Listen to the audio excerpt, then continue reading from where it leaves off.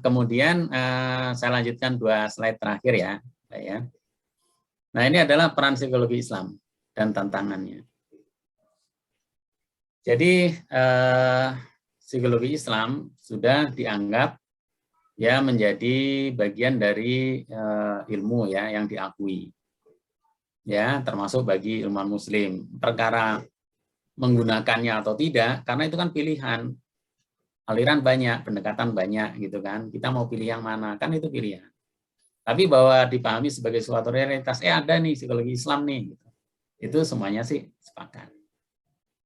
Nah, kemudian psikologi Islam itu bisa memberikan jawaban terhadap kegagalan psikologi konvensional dalam menjelaskan aspek spiritual. Tadi sudah disampaikan ya oleh Mbak Indra. Kemudian jangkauannya ya bisa memahami lebih jauh tentang perilaku manusia. Ya, kita bisa lihatlah misalnya ada dulu tuh peristiwa ya di Bandung kan, dan secara ekonomi tidak ada masalah, berpendidikan tinggi juga gitu. Nah kemudian si ibu ini membunuh 3 anaknya gitu. Karena kalau dari hasil pemeriksaannya sih ya, itu khawatir dengan masa depan anak-anaknya akibat pemahamannya tentang dunia ini ya dan masa depan itu begitu buruk gitu, kira-kira begitu. Jadi dibunuh saja anak-anaknya. Nah ini seperti ini itu bagaimana gitu, ya, dan banyak hal lagi gitu. Kenapa orang yang sangat soleh gitu kan, tapi kemudian melakukan perbuatan ini kita nggak sangka-sangka gitu, ya, banyaklah kita bisa ini nanti diskusikan lebih lanjut. Nah, kemudian psikologi Islam ini juga mengembangkan metode proses berpikir yang jauh lebih baik. Ya, minimal adalah pertama keterbukaannya, kedua adalah objektivitasnya. Gitu. Karena prinsip dalam ilmu ya dalam Islam itu adalah adil. Ya, jadi harusnya sih gitu. Ya, pada pemikiran psikologi Islam itu lebih objektif. Ya. Jadi tidak memihaknya ya hanya kepada kebenaran saja gitu. Karena kebenaran itu sendirilah Islam gitu. Islam ya kebenaran itu Islam. Allah Maha benar gitu. Kalau benar berarti pasti sesuai dengan tuntunan Allah. Tapi kalau nggak benar ya pasti nggak sesuai gitu. Nah kemudian membuka kesempatan untuk membandingkan ini. Sekarang sudah ada psikologi Islam. Nah bisa disandingkan kan dengan psikologi Barat. Ya, menurut psikologi Islam bagaimana, psikologi Barat seperti apa? Menjadi ada. Kalau dulu enggak, ya psikologi aja gitu. Sekarang jadi ada pembanding. Gitu. Nah, dengan adanya psikologi Islam menjadi ada kolaborasi antara ahli agama dan ahli psikologi ya dalam mengembangkan psikologi Islam. Inilah yang ada di program kajian Islam dan psikologi yang ada di UI. Jadi kan belum psikologi Islam ya, tapi Islam dan psikologi. Ya, memang di sana itu berkumpulnya ahli-ahli psikologi ya dari UI dan juga ahli-ahli ilmu keislaman dulu tuh dari UIN khususnya tokoh-tokoh keislaman papan atas lah di Indonesia itu bergabung di sana gitu. Nah, sehingga diharapkan ya mahasiswanya ini bisa mengintegrasikan dan psikologi. Nah, kemudian perannya lagi adalah di dalam psikologi Islam ini ya, itu memiliki tokoh identifikasi gitu. Ya. Jadi semuanya bisa merujuk ke tokoh identifikasi ini, yaitu Nabi Muhammad SAW. Ya. Jadi bagaimana dengan parenting, misalnya ke Rasulullah gitu kan? Bagaimana dengan pembelajaran gitu kan? Bagaimana dengan sosial? Bagaimana dengan psikologi industri, misalnya bagaimana dengan psikologi politik gitu.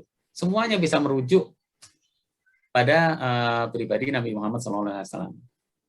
Gitu. Kenapa Nabi Muhammad mengadakan perjanjian ya Piagam Madinah. Padahal posisi umat Islam itu kuat, ya artinya nggak bernegosiasi dengan mereka pun bisa, kira-kira gitu. Tapi kenapa ada itu? Nah itu kan dalam psikologi sosial atau politik itu bagaimana gitu kan? Nah itu kan menjadi rujukan kan gitu. Kalau kita mengembangkan ya atau kita diskusi mengenai psikologi Islam ya dalam bidang sosial ya psikologi sosial Islam misalnya, itu bisa merujuk ke sana. Gitu. Nah ini. Nah tapi tantangannya ya cukup berat. Tantangan pertama dalam pengembangan psikologi Islam ya adalah dalam hal tadi riset. Ya, riset-riset dalam psikologi Islam itu masih jauh, ya dari sisi kualitas maupun kuantitas. Makanya saya kan dalam tesis saya rencananya itu kan ke sana ya gitu. Contohnya aja dalam hal psikologi industri lah gitu. Itu kan kebanyakan ya bahas apa gitu kan, motivasi kerja, kaitannya. Yang membahas gitu kaitan misalnya aktivitas ya itu dengan misalnya spirit untuk berjihad misalnya kan gitu, itu belum banyak gitu bahwa jihad hanya dipahami sebagai perang gitu, padahal jihad ada jihad sosial, jihad spiritual gitu kan, jihad mal juga gitu kan. Nah padahal orang Indonesia sangat religius dan mayoritas adalah muslim gitu, kenapa nggak dibedah ke sana gitu, bahwa apa yang terjadi di barat itu paham materialisme dan individualismenya itu, kalau perspektifnya psikologi barat kan begitu, itu tuh nggak cocok untuk menjelaskan fenomena masyarakat Indonesia gitu. Orang itu unik-unik lah, nanti kita bisa bahas lebih lanjut lah kalau mengenai hal ini, udah masuk ke praktis ya, kita mungkin di waktu yang akan datang bisa diskusi lagi gitu. Sebagian kalangan melihat psikologi Islam sekarang mengalami stagnasi. Ya, setelah semangatnya tinggi gitu ya. Sampai dengan abad 21 gitu. Nah, kesini-sini belum muncul baru lagi nih, tokoh-tokoh baru atau kemudian pendekatan atau teori baru gitu kan. Kalau praktisnya udah mulai berkembang gitu kan. Karena mulai banyak pendekatan misalnya terapi Islam gitu kan, parenting dan sebagainya. Nah, tapi ini besarnya itu ya, tema besarnya itu belum muncul baru. Nah, ini sebuah tantangan gitu. Ada kaitannya dengan nomor 3. Yaitu adanya fenomena ekstrim terhadap pemurnian atau desekularisasi ilmu. Tapi tidak diiringi dengan seimbangnya penguasaan ilmu itu sendiri, sehingga terjadi dikotomi. Jadi di satu sisi semuanya harus Islami kan begitu jargonnya gitu kan. Sehingga terjadi dikotomi, ini Islami, ini enggak. Kita kalau bicara ilmu apa misalnya ya, ilmu syariah gitu, udah pasti Islami gitu. Padahal belum tentu gitu. Ya, syariah kan lebih kepada cara kan, gitu. Nah, sebaliknya gitu, sosiologi, antropologi, psikologi gitu kan, ya dianggap itu nggak Islami gitu kan. Jadi seperti ada dikotomi gitu. Kemudian dari situ ya ada tambahannya lagi gitu, ketidakseimbangan gitu. Jadi yang menguasai ilmu umum tidak menguasai khasanah keislaman atau literatur, terbatas aksesnya terhadap literatur Islam. Dan juga sebaliknya gitu, yang ustadz jago kalau ngomongin dalil gitu kan, jago gitu kan, tapi ketika misalnya menjelaskan gitu kan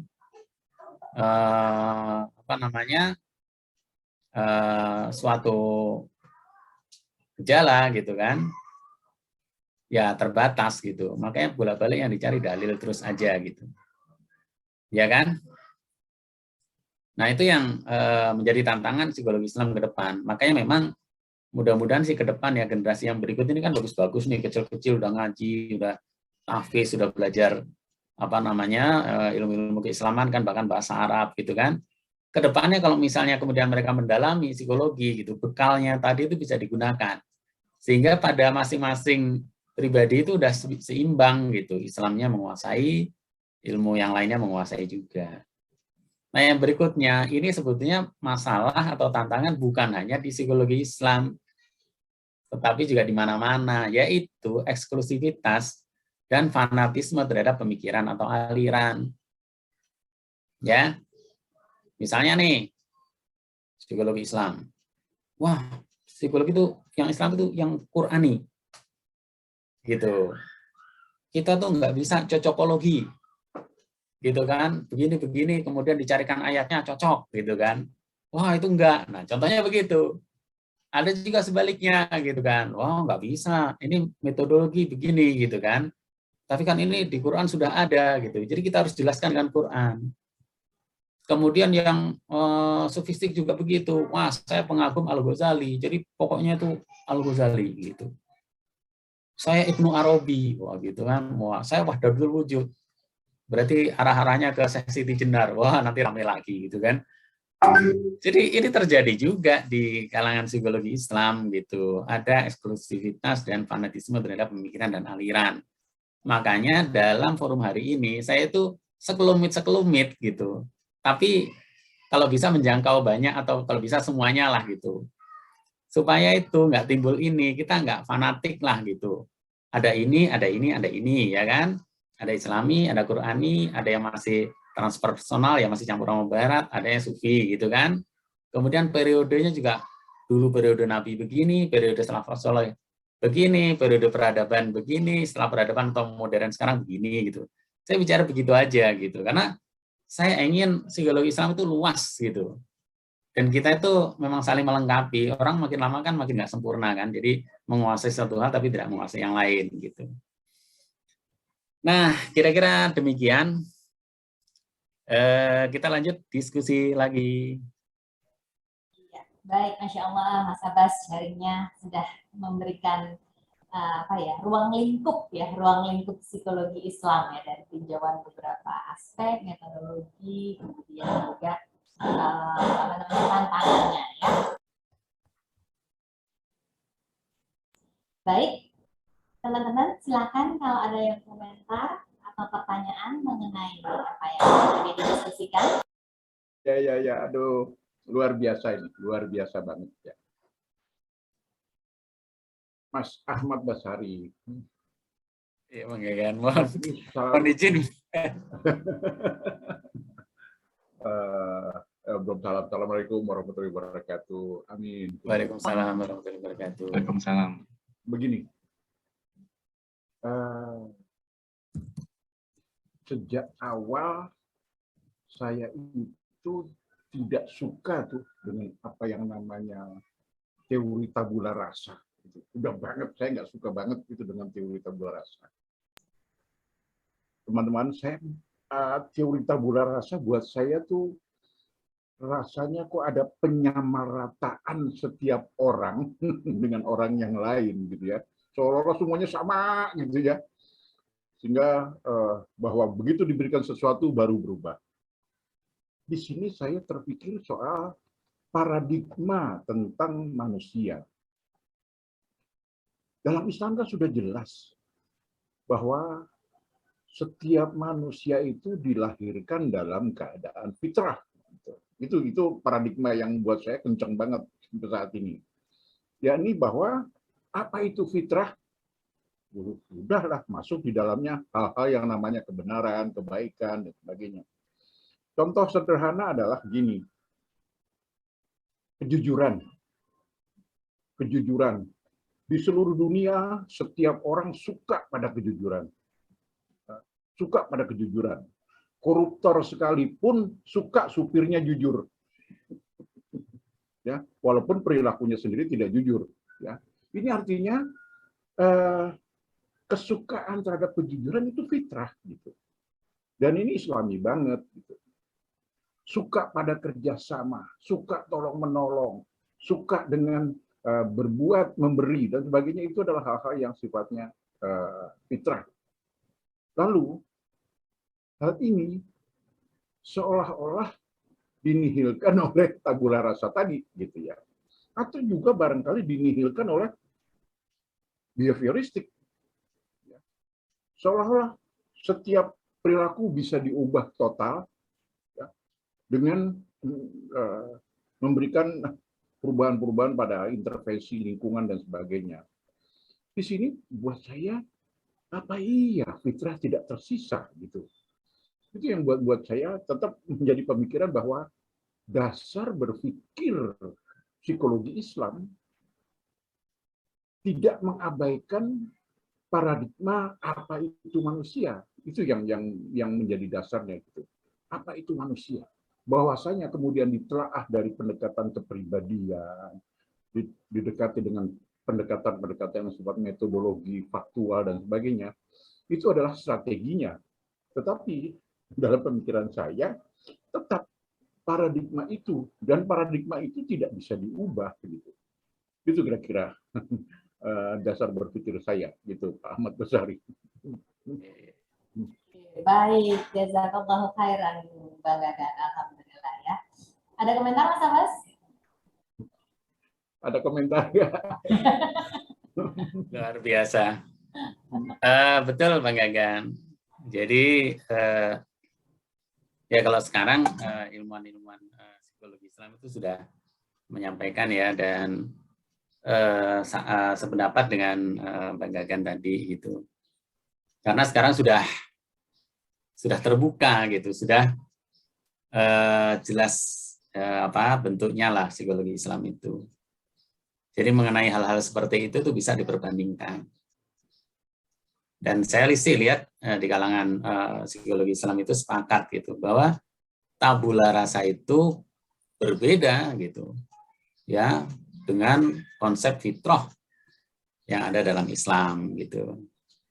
Kalau dulu kan kami belajar psikologi masih di kampus dulu kan, nggak tahu, kirain wah ini seperti fitrah ini dalam Islam nih. Ternyata memang hal yang ini gitu. Jadi nggak cocok gitu. Memang ya itulah makanya kita perlunya terus untuk belajar ya mengenai psikologi Islam. Mungkin masih ada yang lain, Mbak Dian? Ya, baik. Silakan. Mungkin ada pertanyaan lagi dari teman-teman. Komentar mungkin juga boleh, atau sharing experience tentang psikologi Islam. Ya, Mbak Adik, silakan. Mau, ya. Terkait dengan metodologi yang tadi jadi salah satu bahasan dari Mas Abbas ya tadi, Mas Basari, yang terkait dengan PR psikologi Islam tuh di situ ya, memang kalau di Barat itu kan metodologi itu kan penting banget gitu ya, dan itu menjadi ya karena ya tadi ya bahasan kita Barat itu kan konkret banget gitu ya, materialistisnya ya. Nah, sementara dalam Islam itu kan, dan kalau dalam penelitian itu kita perlu konsep teori gitu ya. Ayat-ayat Al-Quran itu kan nggak bisa kita turun level kan jadi konsep teori gitu ya. Itu terlalu tinggi gitu ya. Kalau kita misalnya mau bikin penelitian tentang Islam tentang khusyuk gitu ya misalnya. Ya kan dalam Islam ada ini khusyuk gitu. Terus kita mau bikin ada landasan teorinya gitu ya tentang khusyuk gitu ya, mendefinisikannya khusyuk, terus dan akan kita dalam Islam kan panduannya kan Al-Quran dan Sunnah. Nah, kalau dalam saya sebenarnya mau ngajak diskusi itu, kalau kita mau ngembangin metodologi atau buat penelitian psikologi Islam tuh gimana ya Mas Basari, kalau dari masukan Mas Basari?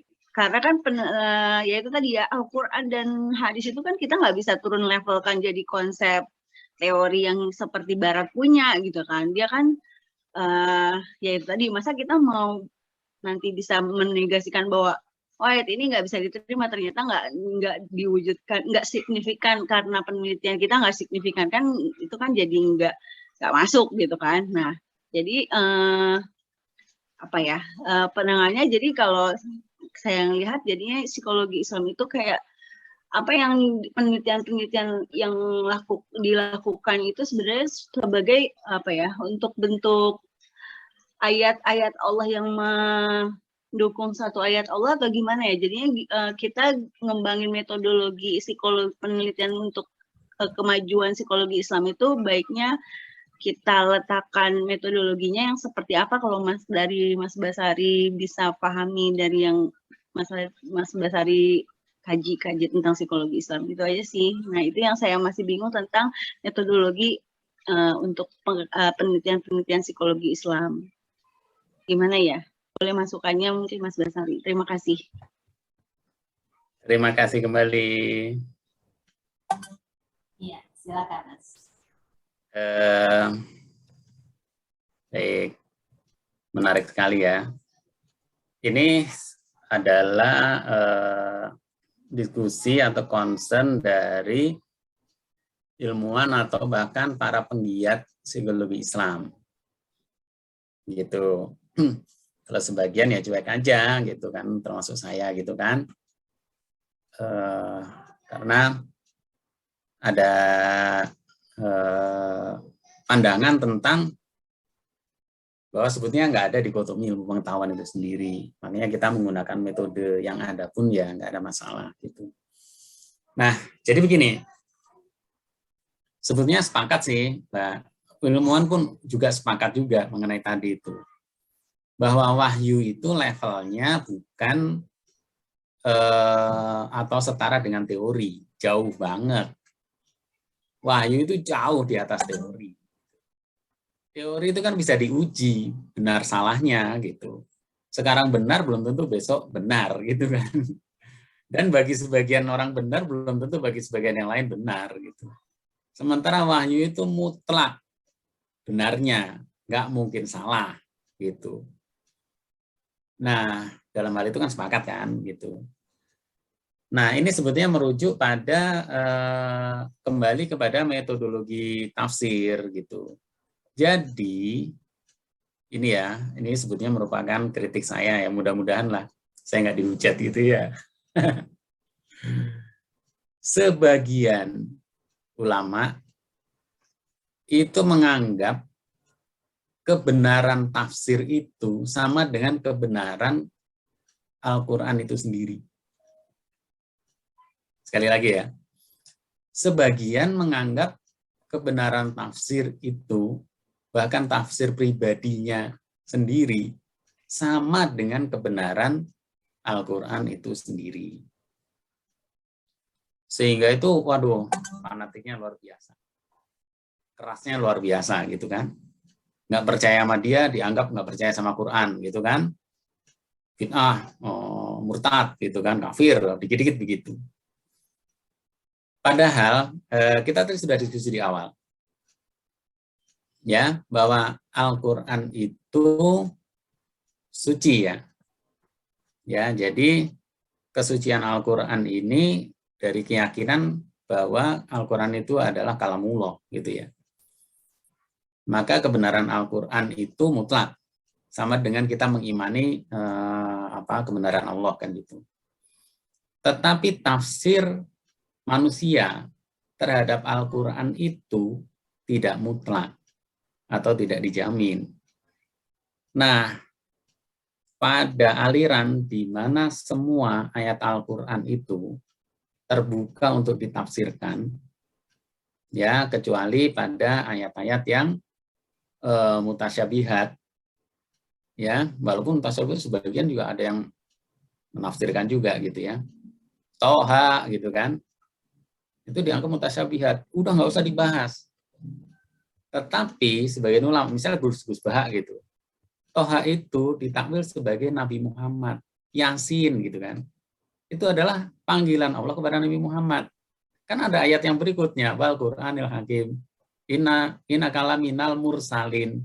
Mursalin itu siapa? Kan Nabi Muhammad. Contoh tuh kayak gitu. Nah, ketika berpikiran seperti ini, maka jelas yang kita pakai adalah tafsir terhadap ayat itu. Itulah yang dijadikan landasan teori. Jadi bukan ayatnya, tapi tafsir terhadap ayat itu. Nah, misalnya ketika saya bilang bahwa ini, kita share sedikit aja, ini kan penutup ya, sekaligus penutup ini. Maaf, salah.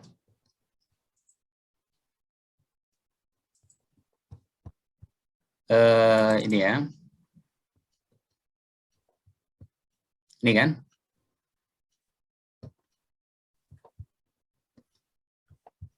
ya di Asyam ini, yang kita bahas dengan Bang Gagan juga tadi. Ya kan, wa nafsi wa masawaha fa alhamaha fujuraha wa taqwaha qad aflaha man zakaha wa qad khaba man dassaha. Jadi bahwa berdasarkan ayat ini Allah itu sudah mengilhamkan potensi al-fujur dan at-taqwa gitu kan. Dari dua potensi itu nanti mana yang menjadi aktual, nanti ada banyak faktor. Di antara nanti kita kaitkan dengan ayat yang lain, ya seperti kulu maulidin yuladu alal fitrah, gitu kan. Nah, kemudian menjadi Nasrani atau Yahudi atau Majusi, nah itu faktor orang tuanya, kan begitu. Nah itu ada dalam wilayah tafsir. Nah, tafsir aja metodenya ada banyak, di antaranya ayat dengan ayat. Kalau dua itu aja kita sambungkan, artinya manusia punya potensi untuk jadi fujur atau takwa. Kemudian di antara yang mempengaruhi itu adalah orang tuanya. Sampai di sini kan begitu kan? Sekarang kalau misalnya Mbak Ade menulis tuh, yang barusan saya sampaikan ini kan sebenarnya dari Al-Quran itu. Setidaknya terjemahnya, benar kan begitu kan? Kemudian dijadikan landasan teori. Ternyata ketika diuji teori itu dalam suatu penelitian, ternyata nggak teruji hasilnya berbeda gitu ya, nggak terbukti gitu. Pertanyaan adalah yang salah itu adalah ucapan saya tadi, tafsir saya terhadap ayat tadi, atau kaitan antara ayat dengan ayat itu tadi, atau ayatnya yang salah, kan gitu.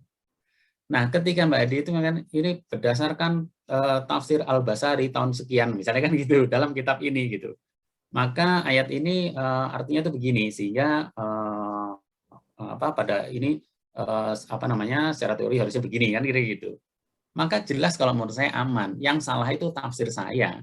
Kalaupun misalnya salah gitu ya, kan bisa aja penelitiannya yang memang ada kemungkinan hasilnya berbeda, itu kan mungkin aja gitu. Tapi bukan pada ayatnya gitu. Jadi bahwa tafsir itu tidak disisihkan. Berapa banyak kitab tafsir, berapa banyak ahli tafsir berbeda-beda. Gitu. Contohnya tadi mengenai Toha aja, ada yang menurut nggak boleh, ada yang menurut itu Nabi Muhammad gitu kan. Itu demikian dinamikanya gitu. Nah, kalimat penutupnya adalah ini. Ya, ini fenomenal sekaligus kalimat penutup lah dari saya. Ya, al-haqqu mir rabbika fala takunanna minal mumtarin. Kebenaran itu dari Rabbmu. Sebab itu jangan sekali-kali kamu termasuk orang yang ragu. Jadi kalau penelitian kita itu benar, ya itulah kebenaran dari Tuhan. Gitu. Maka ya sudah, kita nggak usah perdebatkan lagi bahwa air direbus 100 derajat mendidih, itu benar. Ya udah nggak usah ini. Ya memang seperti itu juga lah kalam Tuhan gitu. Jadi seperti itu. Kalaupun misalnya salah, ya paling-paling tafsir kita yang salah kan gitu. Nah, seperti itu ya. Nah, jadi itu sebetulnya sudah diatasi sih oleh para ilmuwan, termasuk psikologi ya, termasuk yang psikologi Islam tadi. Kan mereka kan makanya tafsir, gitu. Yang di psikologi Qur'ani juga kan mereka pakai tafsir. Nah, kalau yang langsung pakai ayat ya kepedean aja menurut saya. Makanya hati-hati. Kita ngomong fenomena begini, terus kita langsung hantam, taruh di grup posting. Ini ayatnya gitu loh. Itu harus berhati-hati gitu loh. Ayat itu tafsirnya belum tentu begitu. Lebih berani loh Mbak Ade menggunakan ini. Dengan catatan tadi, pahamilah bahwa itu adalah tafsir terhadap ayat itu, bukan ayat itu sendiri. Dan tafsir tematik itu banyak. Itu ensiklopedi pun ada gitu loh. Ensiklopedi tafsir nanti yang berkaitan dengan ayat-ayat tentang manusia itu ada. gitu, lebih aman. Bahkan begini, ini cerita aja ya, di kami itu di kajian Islam dan psikologi, ada beberapa itu background pesantren, nahwu sorofnya bagus, bahasa Arabnya bagus, ya, menggunakan tafsir gitu, bahkan dalam kitabnya ulama pun ya, mereka ngambil dari syarahnya gitu, bukan siapa, bahkan terjemahnya dalam Indonesia siapa, mereka paham bahasa Arab aja nggak pede dengan terjemahnya mereka sendiri, mereka pakai terjemahan, itu Mbak, gitu. Makanya itu aman, monggo aja kita kembangkan, kita nggak ini apa namanya, yang penting kita pahami bahwa yang kita salahkan itu bukan ayatnya, tapi pemahaman kita terhadap ayat itu. Demikian ya. Ya, istilahnya jadi kalau dalam penelitian itu kita mengutip tokohnya siapa gitu kali ya, tokoh yang menafsirkan itu gitu ya. Oke. Terus terkait yang tadi siapa ya, Jarwo yang pertama itu. Nah, dalam Al-Qur'an itu kayak yang fenomena mindfulness tadi tuh Mas Basari ya. Kan kalau dari Inian Buddha gitu ya, jadi teori itu mindfulness gitu ya. Terus kalau dari Islam tuh katanya Islam kan rahmatan lil alamin gitu kan, harusnya bisa memberi solusi yang jangkauannya luas gitu kan, tapi kan secara theoretically belum, nggak tahu ya, mungkin keterbatasan wawasan saya. Ya yang kayak mungkin kayak mindfulness itu yang akhirnya worldwide disosialisasikan gitu ya. Terus Islam secara konsep yang ajak terus disosialisasikan dalam psikologi kontemporer ini kan kayak belum saya mungkin secara wawasan saya belum ada gitu ya. Nah, gimana ya kita yaitu tadi melanjutin pertanyaannya Mas Jarwo tadi, yaitu tadi ya, mengembangkan hal yang bisa diterima. Tapi memang sih dalam Al-Qur'an itu kan ada panggilannya kan ya ayuhannas sama ya ayyuhalladzina amanu ya. Ada dua hal yang ada di ayat Al-Qur'an itu kan, ada memang yang spesifik buat umat Islam, ada yang bisa diaplikasikan secara general untuk setiap manusia. Nah, apa dua hal itu memang perlu kita teliti, Mas, bukan teliti ya, ya telaah lagi gitu, mana yang memang bisa kita terapkan untuk teori-teori psikologi yang bisa semua terima dari kalangan agama apapun gitu ya, mana yang memang spesifik untuk muslim atau memang seperti itu ya, Mas Basari melihatnya kayak gimana? Baik, mudah-mudahan saya bisa menjawab pertanyaannya. Iya. Ini sama aja nih berdua nih sama Jarwo ini. Pertanyaannya asik gitu, jawabannya melintir. Jadi begini, pertama adalah kita nggak usah ngiri dengan kitab agama lain. Kitab agama lain itu ada penulisnya. Ya, Injil itu ada pengarangnya, Mbak. Kitab suci yang lain pun juga sama. Hanya Islam yang kitabnya itu kitabullah. Ya, yang ditulis adalah kalamullah. Hanya Islam. Jadi kita nggak usah ngiri. Nah, yang kedua, tadi kan berkaitan dengan apa namanya, Islam ini kan rahmatan lil alamin. Ya. Sekarang loh, mereka yang bukan Muslim aja itu banyak, bahkan tokoh-tokohnya pun kita bisa ini meyakini kebenaran Al-Quran, menjadikan Al-Quran itu sebagai rujukan gitu ya. Padahal nggak Islam gitu. Yang sederhana aja tuh ya. Prinsip-prinsip dagang itu dalam berbisnis itu. Ya. Dalil nasnya jelas, contoh dari Nabi jelas karena Nabi kita ya adalah pedagang gitu kan. Itu tanpa ragu mereka amalkan. Saya itu punya bos kaya gitu kan, ya non muslim pastinya gitu kan, nggak pinter juga gitu. Prinsipnya sederhana, dia ambil itu dari prinsip Islam itu. Pokoknya itu saya itu semakin banyak memberi itu, nanti yang akan saya terima akan makin banyak. Mas nggak pakai tapi-tapi, gitu. Jadi juga nggak perlu berteori panjang-panjang. Nah jadi sekali lagi ya, memang itu ada dalam ranahnya keilmuan tafsir gitu kan. Nah, mungkin kita bisa belajar lebih banyak dengan mereka. Tadi kan prinsipnya kita kan harus kolaborasi. Kita orang psikologi umum lagi kan gitu kan. Kita butuh pencerahan lah, bimbingan dari mereka yang memahami tafsir gitu kan. Ya monggo gitu. Berkolaborasi, minta arahan, bimbingan gitu kan. Ini kok begini gitu kan. Ayat ini kalau diterapkan dalam ini umum kok kayaknya nggak ini gitu. Sementara tadi gitu kan, ajaran yang lain itu bisa untuk semuanya gitu. Nanti bagaimana ininya itu kita bisa berdiskusi gitu kan. Makanya memang masih panjang lah Mbak ini ya gitu kan. Tapi prinsipnya kita jangan memperbandingkan apalagi iri gitu kan. Kenapa? Karena memang beda. Di kitab suci yang lain itu memang bisa diperdebatkan, direvisi aja bisa kok. Gitu. Jadi itulah bedanya dengan kita gitu. Demikian ya, moga kalau yang lain ada yang menambahkan, dengan keterbatasan ilmu saya baru segitu yang bisa saya sampaikan. Terima kasih Mas Basari. Alhamdulillah diskusinya menarik nih ya. Kita sudah 11 menit ya. Oke, masih bisa tambah waktu sekitar 5-10 menit lagi. Kalau ada komentar Mas Iwan, monggo udah open mic kayaknya. Boleh ya, terima kasih. Kebetulan karena tadi itu pertanyaan dari saya yang di probing, jadi saya tergoda nih untuk berpendapat. Mohon izin Pak Gagan, Mas Basari, Silakan. kemudian dan yang lain. Kaitannya dengan tadi menarik sekali ya, bagaimana ternyata kita itu dalam metode sebetulnya tidak, mungkin bukan langsung ke Al-Quran, tapi ke tafsir gitu ya. Nah, pertanyaannya adalah tafsir-tafsir kontemporer itu pasti kan di-create berdasarkan kebutuhan ya. Kalau tadi saya sempat catat tadi kata-kata Mas Basari kalau nggak salah, realitas adalah hukum dari Allah gitu ya, kurang lebih kalau nggak salah. Kalau mohon maaf nih kalau salah, mungkin bisa dilihat nanti di rekamannya, kurang lebih begitu.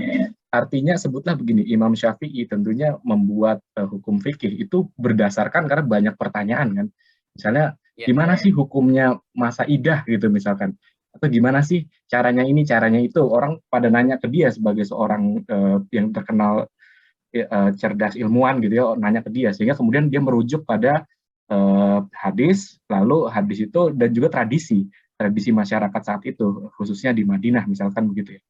Nah, artinya tafsir itu sangat tergantung pada realitas sosial yang existing pada saat itu. Dan secara lebih ekstrim lagi, pertanyaannya adalah, ya Al-Quran itu benar dari Allah mutlak kita yakini, gitu kan. Pertanyaannya, ya kalau misalkan pakai Asy'ariyah ya, ini mohon maaf, saya sebenarnya berpendapat untuk mudah-mudahan kalau saya salah, saya dikoreksi begitu ya. Ya Imam Asy'ari kan Quran itu dari Allah gitu.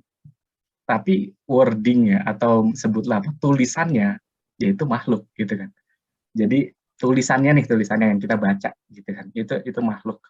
Dan lebih dalam lagi, apakah wording dari Al-Qur'an ini dari Allah yang kemudian di-recite oleh Nabi Muhammad, atau Nabi Muhammad pun memberikan tafsir kontekstual terhadap makna Quran yang Allah turunkan kepada beliau, gitu. Karena kita lihat di beberapa ayat Al-Quran itu sangat kontekstual pada masa itu. Hukum perbudakan, misalkan budak wanita boleh digauli, begitu misalkan, atau misalkan istri boleh dipukul asal tidak menyakiti, gitu ya. Pertanyaannya mana ada pukulan yang tidak menyakiti, kan gitu. Lalu kemudian Nabi Muhammad mentafsirkan dalam perilaku, di beliau nggak pernah sama sekali memukul wanita. Ini kan luar biasa, gitu. Maka antara teks nas gitu ya, kemudian tafsir dari Nabi Muhammad, tafsir dari salafus soleh, sampai ke kontekstual kekinian itu sebuah pasti ya butuh kecerdasan lintas ini ya, kalau tadi Mas Basari bilang kalau ada orang pesantren ahli psikologi, orang psikologi ahli pesantren. Nah ini mungkin Mas Basari ini salah satu ininya ya, pelopornya karena punya experience di dua-duanya.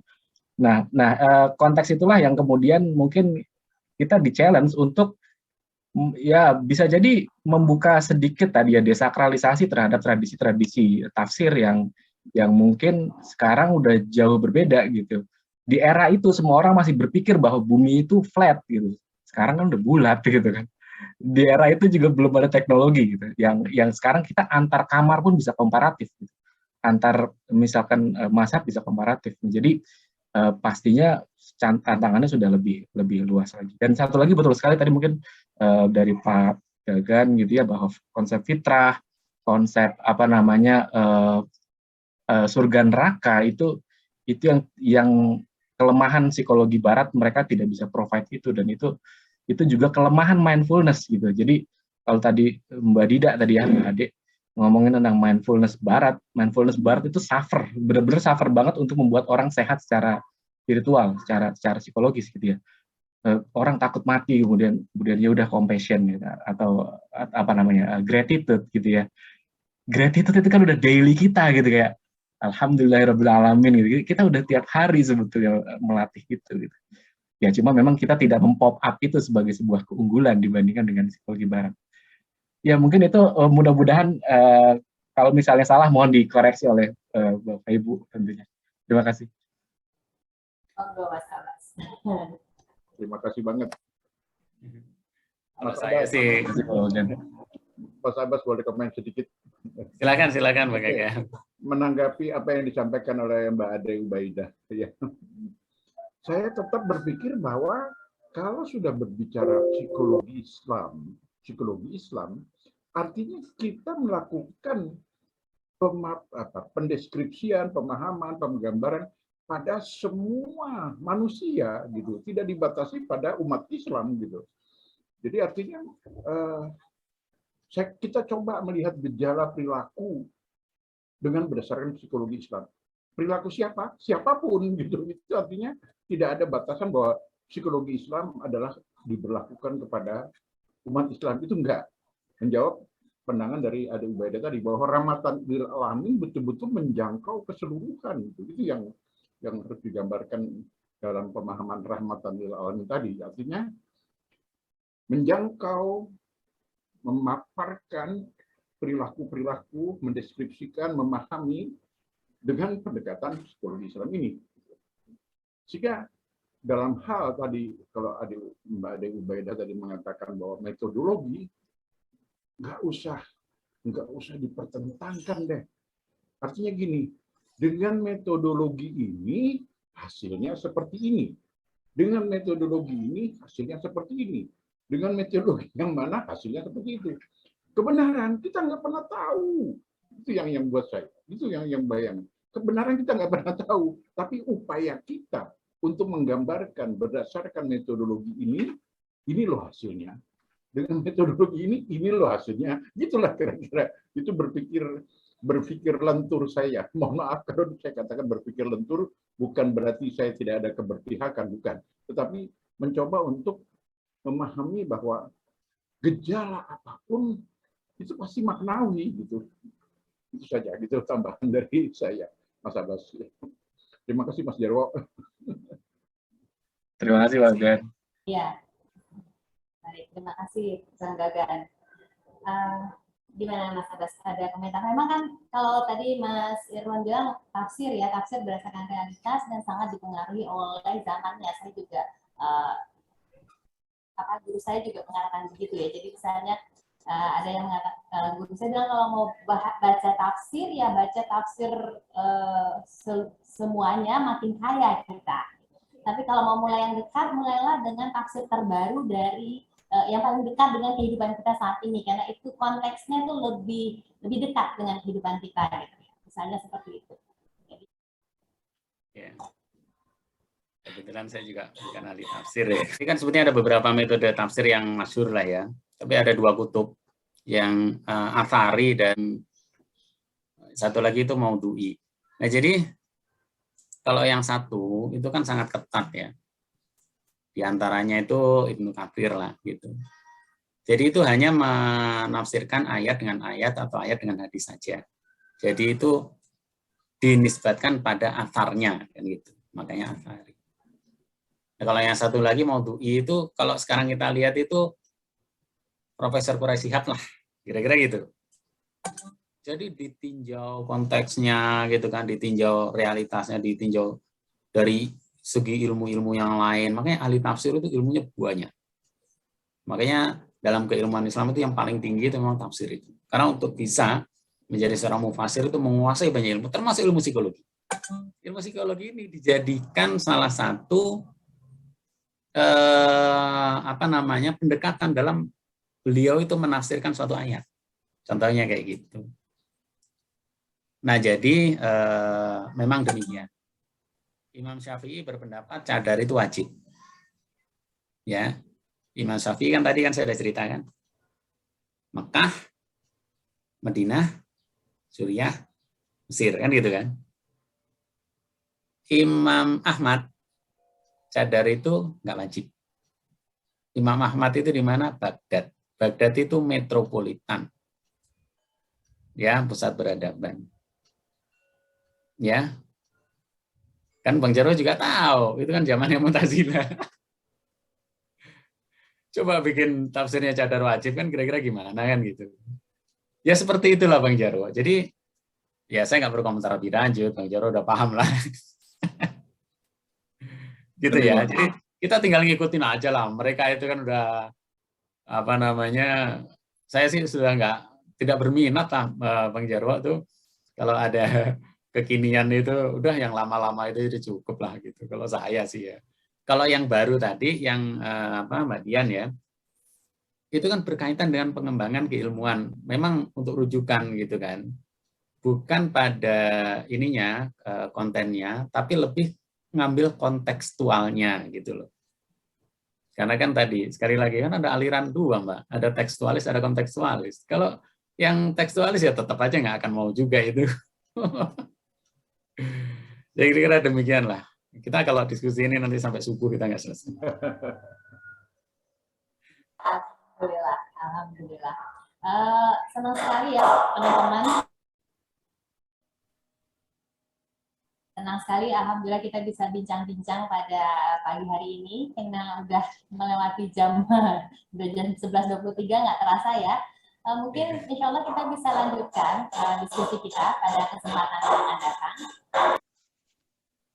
Rencananya ini Cikui akan membuat ini sebagai sebuah kegiatan berseri. Mungkin nanti saya tertarik nih sama Mas Irwan mumpung ada pakar mindfulness di sini ya. Kan lagi nge-hits itu mindfulness dan juga ada ilmu cocokologi gitu ya dan lain-lain. Nah mungkin kita akan undang untuk Mas Irwan bisa juga nanti kita bahas tentang mindfulness. Kita bedah mungkin satu fenomena yang lagi ngetren di psikologi, terus kita lihat bagaimana psikologi Islam melihat hal itu. Gimana, masih belajar saya Mbak. Oke.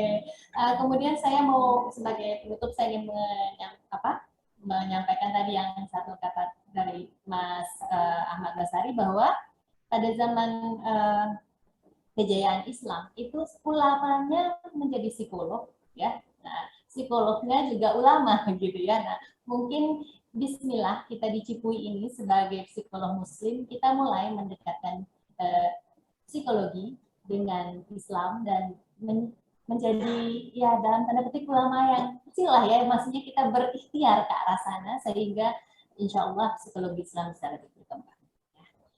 Amin. Ya, dari saya kalau ada yang salah atau kurang berkenan saya mohon maaf, sesungguhnya itu adalah dari Allah.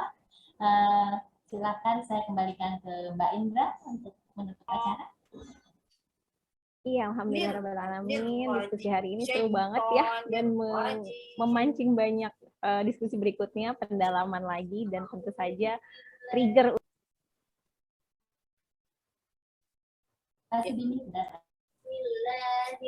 Ya.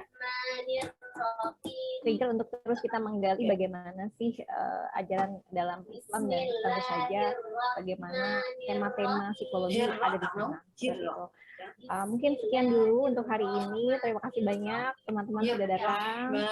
Pak Gagan, terima kasih Mbak Dida. Terima kasih Bang Gagan. Terima kasih teman-teman. Nanti insya Allah saya upload di YouTube ya. Saya edit dulu seperlunya. Nanti linknya kita bagikan. Terima kasih Mas Basari. Nggak apa-apa kalau emang dengan cara. Iya, jazakumullah khair. Terima kasih Bapak Ibu sekalian. Kita tutup pertemuan hari ini dengan membaca hamdalah.